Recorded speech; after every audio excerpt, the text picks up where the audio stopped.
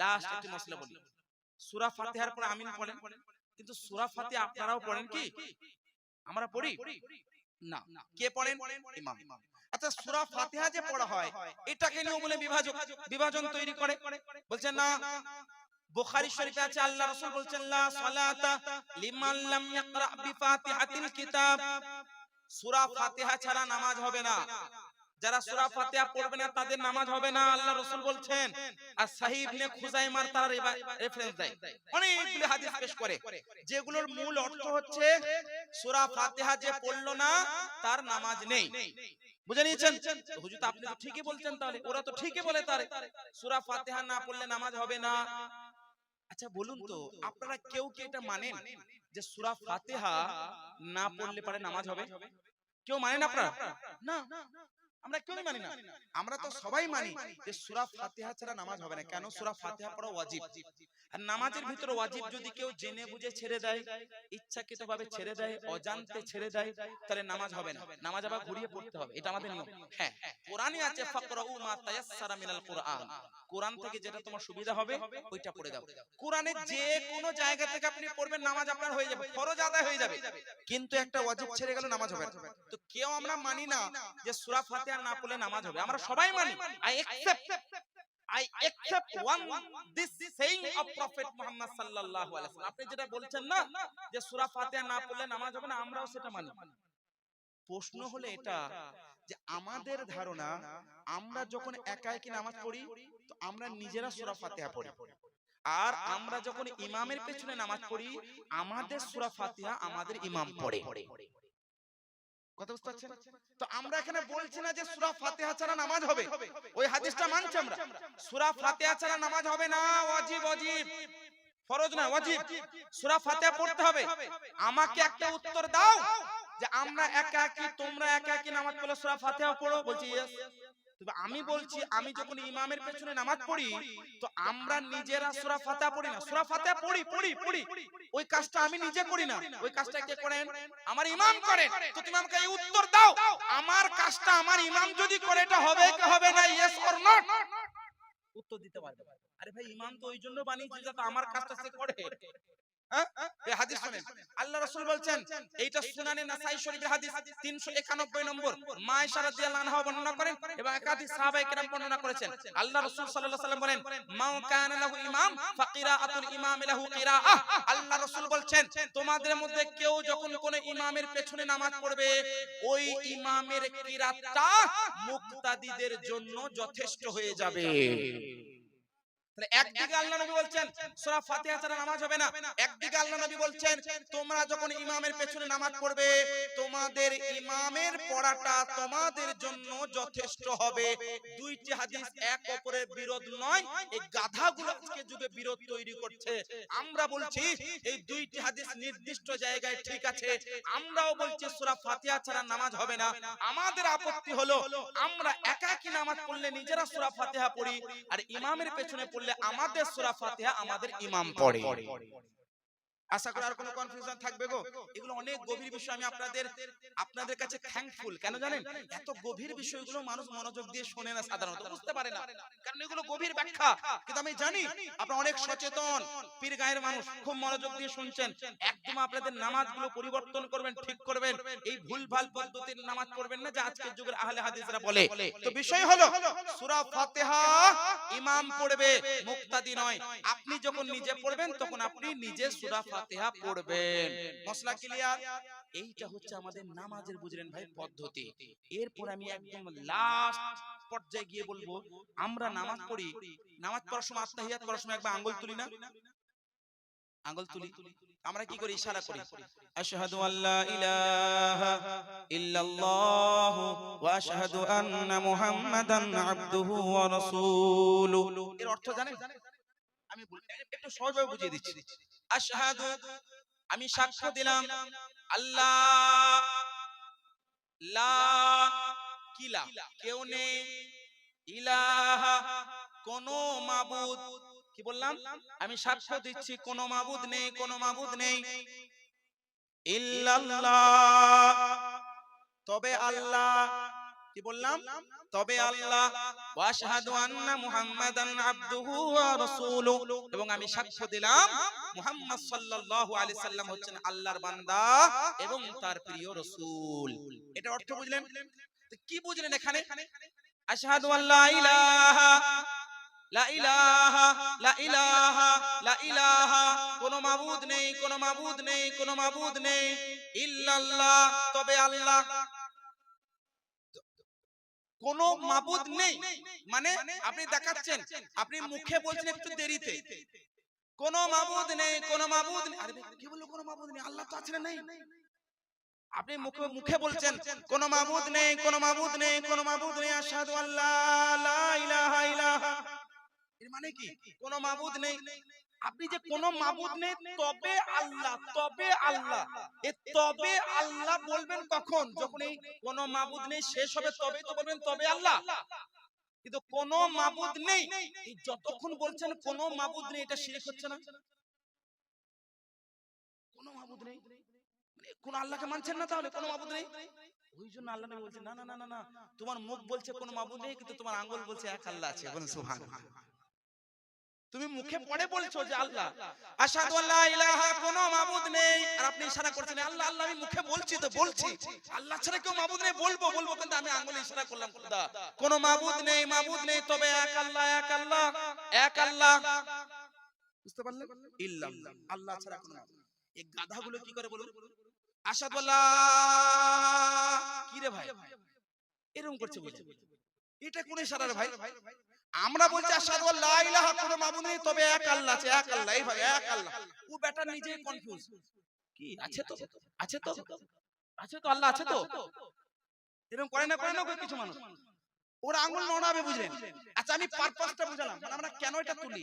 এগুলো নামাজের কিন্তু গভীর বিষয়। যারা 40 বছর 30 বছর থেকে নামাজ পড়ছেন, অনেকে হয়তো জানেন, অনেকে হয়তো জানেন না, প্রথমবার শুনছেন। এরকম হচ্ছে না, প্রথমবার শুনছেন অনেকে। তো আমরা এটা কেন তুলি? এটা আমরা সাক্ষ্য দিই, আল্লাহ আমি যে মুখে বলছি কোনো মাবুদ নেই, আল্লাহ না, আমি তো বলবো যে আল্লাহ ছাড়া আল্লাহ আছে। তো এই আমি দেখালাম আল্লাহ আল্লাহ আল্লাহ, একদম স্ট্রেট হবে, এই স্ট্রেট। আমি মাবুদ নেই তবে আল্লাহ, মানে ইশারা করছেন আল্লাহ। এটা কয়টা আঙ্গুল? এইটা নয়, এইটা কয়টা? কয়টা গো? জোরে একটা। তো আমরা দেখাচ্ছেন, তো আমরা একদম পুরো স্ট্রেট, এক আল্লাহ আছে, আল্লাহ আছে। আর এই ব্যাটাটা বুঝলেন নিজেরা কনফিউজ, এই নামাজের ভিতরে বেঈমান হচ্ছে না, হয় না? ও নিজে কনফিউজ, হ্যাঁ আছে, না না না না না না না না আছে, না আছে, গভীর ব্যাপার। এরা নামাজের ভিতরে বুঝলেন গাধার মতো কাজ করছে। তো আল্লাহর রাসূল হরকত করতেন না, কি করতেন? আমি হাদিস দিচ্ছি এবার, এতক্ষণ যুক্তি দিলাম, এবার হাদিস দিচ্ছি। হযরত আব্দুল্লাহ ইবনে ওমর রাদিয়াল্লাহু তাআলা আনহুমা, একজন সাহাবী প্লাস সাহাবীর ছেলে, উনি বলছেন আল্লাহর রাসূল সাল্লাল্লাহু আলাইহি সাল্লাম আশারা বিইসবাইহি ইযা দাআ, কি বললাম? আশারা বিইসবাইহি ইলা ইযা দাআ, আল্লাহ নবী যখন বলতেন আশহাদু আল্লা ইলাহা, তখন আঙ্গুলটা ইশারা করতেন। এইটাকে ইশারা বলে না, এইটাকে বলে ইশারা, তো এইটাকে বলে নাকি? এই ভাই, এ ভাই কি বলে? এইটাকে তো ইশারা বলে না, এরকম একবার তুলবে বাস, এটাই ইশারা। এইটাকে ইশারা বলে, এটাকে তো হরকত বলে, এটাকে তো হরকত বলে, হরকত মানে কাজ হচ্ছে, নড়ছে, এটাকে নড়াচড়া বলে, এটাকে ইশারা বলে না। আপনাকে যদি কেউ বলে অমুকের বাড়িটা কোথায়, এ ওই যে বাড়িটা, এই কোথায় রে, কোথায় রে ভাই, কোথায়? যে জিজ্ঞেস করবে সেও কনফিউজ, যে বলবে সেও গাধার মতো। ইশারা হয় কেমন? এ অমুকের বাড়ি কোনটা, এই ওইটা, এটাকে ইশারা বলে। তো হযরতে আব্দুল্লাহ ইবনে ওমর বলছেন আশারা বিইসবাইহি ইযা দাআ, আল্লাহ নবী যখন বলতেন তো আল্লাহ নবী ইশারা করতেন, নড়াতেন, লা ইউহাররিকুহা, আশারা বিইসবাইহি ইযা দাআ, অর্থাৎ আল্লাহ নবী এভাবে নড়াতেন না, বরং ইশারা করতেন যখন আশহাদু আল্লা ইলাহা ইল্লাল্লাহ পড়তেন। সুবহানাল্লাহ। তো এতটুকু পরিষ্কার করার পরেও যদি কোনো মানুষ বুঝলেন ওই রকম করে, তো আমি মনে করব তার ব্রেনকে বুঝলেন মগজ ফগজ কিছু নাই, গোবর ভরা আছে। বুঝতে পারছেন না? তো ওইজন্য চিনতে হবে, বুঝতে হবে, এরা হাদিসের অপব্যাখ্যা করে, সুন্নতের অপব্যাখ্যা করে এবং জনগণকে বিভ্রান্ত করছে না, করে না গো? ওইজন্য সঠিক চিনুন, সঠিক বুঝুন এবং ওটাকে প্র্যাকটিক্যালি বাস্তবায়ন করুন, তবেই আপনার আমলটা কবুল হবে, নচেত নয়। আজকে আমি নামাজ রিলেটেড এই জন্য বিষয়টা নিলাম, কারণ আজকে কিছু মানুষ বুঝলেন এইভাবে ট্যাং ফাঁক করে নামাজ পড়ে বিরাট বড় মুত্তাকি ভাবছে, বুঝলেন নিজে। হ্যাঁ? বিরাট বড় পরেজগার, ও তো মুফতিদের উপর আঙ্গুল তুলছে, আলেমদের ইমাম সাহেবদের উপরে। আপনাদের যে হযরত আল্লামা মাওলানা মুফতি আশফাক আলম মিসবাহি মাদ্রাসাতুল আলিস, যোগ্য বিখ্যাত আলেমে দিন পেয়েছেন আপনারা, এগুলো সৌভাগ্যের ব্যাপার। মানে একজন যোগ্য বিজ্ঞ আলিম ইমাম হিসেবে পাওয়া ভাগ্যের ব্যাপার, অনেকে বুঝে না এগুলো। আর তিনি পড়াচ্ছেন না, তো এই কিছু আজকে চ্যাংরা বুঝে, ওই আজকে জেনজি যাকে বলছে, ওই চ্যাট জিপিটি থেকে এগুলো শিখে এইভাবে আর এইভাবে নামাজ পড়ে ইনাদের উপর প্রশ্ন করছে, আলেমদেরকে করে না। জানেন আপনি কয়টা হাদিস জানেন? আমি গুগল থেকে দেখাচ্ছি আপনাকে। মানুষ বিভ্রান্ত হচ্ছে না। এইজন্য মনে করবেন যে ইমামে আযম আবু হানিফা রাদিয়াল্লাহু আনহু যে ব্যাখ্যা করে গেছেন, ইমামে আহলে সুন্নাতগণ যে ব্যাখ্যা করে গেছেন, উলামায়ে কেরামগণ যে ব্যাখ্যা করে গেছেন, আমার খাজা গরিবে নওয়াজ যেভাবে আমল করে গেছেন, ওটার বিপক্ষে যদি কেউ বলে আপনি যাবেন না। কারণ আপনার কাছে যাচাইকৃত বাছাইকৃত একটা চেন আছে। রাসূলের পাকের জামানা, সাহাবীদের জামানা, তাবিঈনদের জামানা, তাবিঈনদের জামানা, মুজতাহিদিনদের জামানা, মুহাদ্দিসিনগণের জামানা, আউলিয়া কেরামের জামানা, ভারতীয় মুসলমানদের জন্য খাজা গরিবে নওয়াজের জামানা। তারা যেটা করেছেন এই লম্বা চেন, এর বিপক্ষে যদি কেউ যায়, ইউ হ্যাভ টু রিজেক্ট হিম, তাকে একদম সঙ্গে সঙ্গে অ্যাভয়েড করুন। আর যারা গরিবে নওয়াজের পক্ষে যায়, you have to accept in your life, জীবনে গ্রহণ করুন। এটাই হচ্ছে আসল মুদ্রা কথা, যে আমার খাজা গরিবে নওয়াজ, আমার আউলিয়া কেরামগণ, সালেহিনে ইজামগণ যে পদ্ধতিতে নামাজ পড়েছেন, ওটাই আপনাদেরকে আমি শেখাচ্ছি। আর এই প্রসেসে আপনাকে নামাজ পড়তে হবে। আজকের যুগে কোন মৌলবি বললো ওটাকে আপনাকে দেখতে হবে, আর আমার কথাও শুনতে হবে না। আমি যে রেফারেন্স গুলো দিলাম, দরকার হলে আপনি যাচাই করে নিতে পারেন, তারপর আপনি আমল করবেন। আল্লাহ আপনাকে জ্ঞান দিয়ে পাঠিয়েছে, কাউকে মূর্খ আল্লাহ বানায় না। কেউ যদি মূর্খ হয়েছে তো নিজের কারণে, জ্ঞান নেয়নি কেন? তো জ্ঞানী করে আল্লাহ পাক পাঠিয়েছেন। সবাইকে আল্লাহ ব্রেন দিয়েছেন, ইউজ ইওর ব্রেন, ব্যবহার করুন ভালো কাজে, খারাপ কাজে না। তো আল্লাহ ভাবনা চিন্তা করার ক্ষমতা আমাদেরকে দান করেছেন। সুতরাং আমি যেটা বললাম আপনাকে ওটাকেই মানতে হবে, এটা আমি বলার কেউ নয়। ওমা আলাইনা ইল্লাল বালাগ, পৌঁছে দেওয়ার কাজ আমার, আমল করার দায়িত্ব আপনার। যদি ভালো না লাগে অ্যাভয়েড করতে পারেন, বাট অ্যাভয়েড করার আগে কম্পেয়ার করে দেখবেন। যারা ওই রকম মন্তব্য করে তাদের কথা মানবেন, এই হাদিসগুলোর কথা মানবেন যেগুলো আমি আপনাদেরকে বললাম। তো আজকে বিরাট বড় একটা ফিতনা ভাই, যখনই যুগ পেরোয় আমরা নানান অজুহাত দিই। এই নির্বাচনের সময়, ইলেকশনের সময়, এই সময় হিন্দু মুসলিম লড়াই চলছে, আর আপনি এইভাবে বিভাজন করছেন। বলে না অনেকে, এগুলো কোনো বিভাজন নয় ভাই। আমি আপনার নামাজটা ঠিক করার চেষ্টা করছি। কেন জানেন? তার কারণ যুগ কখনো ভালো হবে না। বদরের সময় কি যুগ ভালো ছিল? উহুদের সময় কি যুগ ভালো ছিল না? কারবালার সময় যুগ ভালো ছিল? যত কিয়ামত আমাদের কাছে আসবে, যুগ কখনো ভালো হবে না, খারাপ হবে। কিন্তু যুগকে দেখে যদি আপনি সঠিক কথাগুলো বাদ দেন, আপনি কিসের আলেম? হ্যাঁ, আপনি কিসের আলেম? একজন আলেমের, একজন স্কলার, একজন আলিমের দিনের কর্তব্য হয় সঠিকটাকে উপস্থাপন করা। তাতে যে কাউকে টক লাগুক, কাউকে নুন লাগুক, কাউকে মিষ্টি লাগুক, কাউকে ঝাল লাগুক, তার দেখার কোনো লাভ নেই। সঠিক বিষয়টা উপস্থাপন করতে হবে। আর আমি আপনাদেরকে একটা কথা বলছি, আহলে সুন্নাত ওয়াল জামাত ব্যতীত যত রকমের পন্থা আজকে বেরিয়েছে, যত পন্থা, তাদেরকে যখনই আপনি বলবেন যে আমরা যদি ভুল করছি, তো আপনি একবার আমাদের আলেমের সঙ্গে বসেন, ও একটাই কথা বলবেন, এই প্রশাসন লাগতে হবে, এই ঝামেলা হবে, এই মারামারি হবে, এই লড়াই। আরে বেটা, তুই যখন বন্ধ রুমের ভিতরে বকবক করে বকছো, তখন তোমাকে খারাপ লাগে না? আর তোমাকে যখন ডাকা হচ্ছে সঠিকটা উপস্থাপন করার জন্য, তখন তুমি বলছো না না না না না না না, ঝগড়া লাগবে, মারামারি লাগবে, ইলেকশন আছে, এই আছে। আরে ভাই, সঠিকটা পেশ করার জন্য ইলেকশন কেন দেখতে হবে? মারামারি কেন হবে? দুই ভাই বসা হবে, আপনি ডানে আমি বামে, আপনি সামনে আমি সামনে, বসা হবে, কোরআন হাদিস সামনে রাখা হবে, সাহাবীদের জীবন উপস্থাপন করা হবে। নারে তাকবীর, নারে তাকবীর, নারে রিসালাত, নারে রিসালাত, উলামায়ে আহলে সুন্নাত, উলামায়ে আহলে সুন্নাত,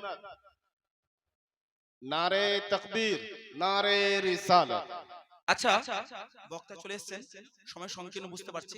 এখন যদি কোনো প্রশ্ন থাকে আপনাদের, কারো যদি কোনো প্রশ্ন থাকে, তো প্রশ্ন করতে পারেন। যদি কারোর কোনো জানার কিছু বিষয় থাকে, কারণ হয়তো ভাববেন যে হুজুর বলে চলে গেল আর আমরা বুঝতে পারলাম না, অথবা এটা হলো সেটা হলো।